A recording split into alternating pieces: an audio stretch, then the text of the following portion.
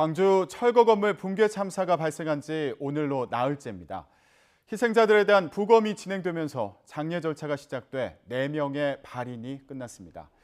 일부 희생자들에 대한 국립과학수사연구원의 부검 결과 사망 원인이 다발성 손상이라는 1차 소견이 나왔습니다. 현장에 나가 있는 취재기자 연결합니다. 이상공 기자. 네, 광주 조선대병원 장례식장 앞에 나와 있습니다. 네, 이번 사고로 숨진 9명에 대한 장례 절차가 시작됐다고요.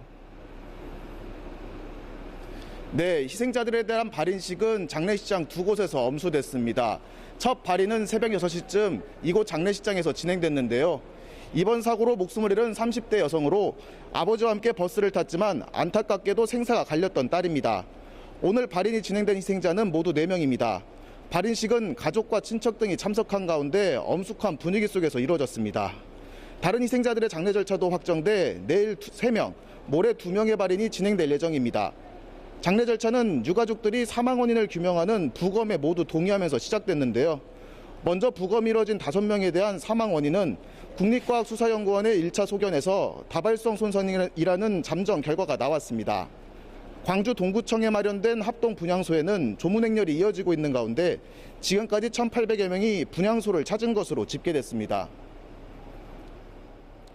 네, 이런 가운데 사고 원인 규명을 위한 경찰 수사도 속도를 내고 있죠. 네, 경찰이 피의자로 입건한 공사 관계자는 모두 7명입니다. 업무상 과실치사상 혐의가 적용됐는데요.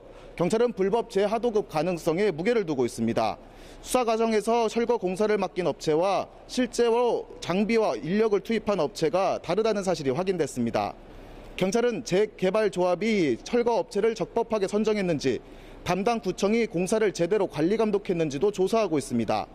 이런 가운데 경찰은 철거업체 대표로부터 굴착기가 부서진 건물 안까지 진입해 작업하다가 흙더미가 무너졌다는 진술을 확보했습니다. 사고 당일 철거 과정에서 발생하는 먼지를 줄이기 위해 평소보다 많은 물이 뿌려졌다는 진술도 나온 것으로 파악됐습니다. 경찰은 진술들을 토대로 물을 머금은 흙더미가 무너지면서 건물의 외력으로 작용해 건물 붕괴로 이어졌는지를 살펴보고 있습니다. 다만 경찰 관계자는 국과수의 감식 결과가 나올 때까지는 정확한 사고 원인을 섣불리 특정하기 어렵다고 밝혔습니다. 지금까지 광주 조선대병원 장례식장 앞에서 YTN 이상곤입니다.